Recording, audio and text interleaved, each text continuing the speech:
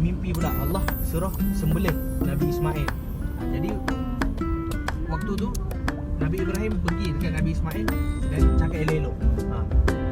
Semalam aku bermimpi, Allah perintahkan aku sembelih kau. Jadi apa pendapat kau? Dia cakap baik-baik.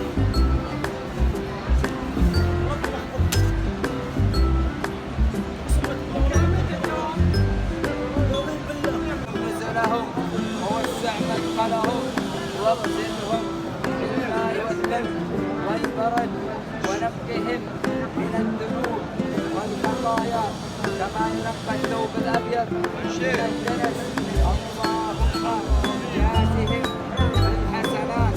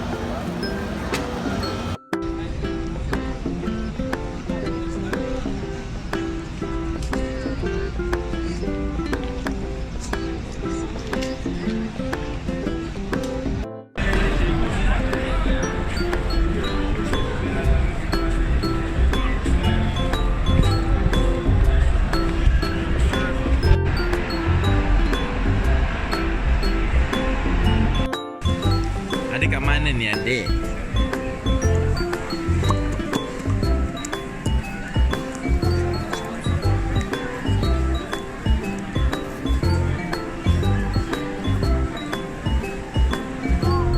Adik.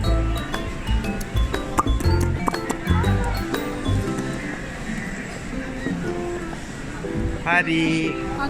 Tu the roof lah. Suasana pemandangan di Umrah sekali memang ramai. Semua bertemu untuk menunaikan solat sunat dalam Umrah. Abdullah Sarya ya, bukan jangan ya. Kahwin umur 40 tahun. Umur 25 tahun. Isteri Nabi SAW 40 tahun. Umur 25 tahun. Waktu tu Nabi SAW ni menyendiri atau bermuslah. Kita panggil bermuslah. Berselawat.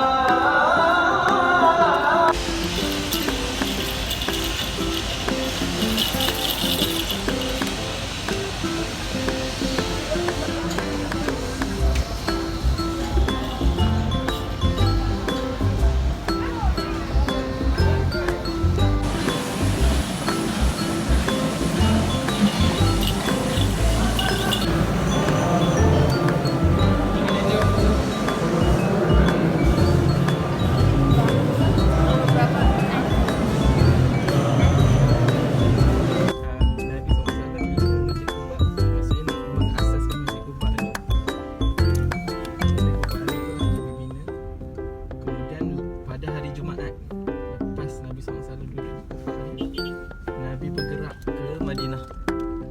Dalam perjalanan ke Madinah itu Nabi SAW solat Jumaat hingga di sebelah kanan kita.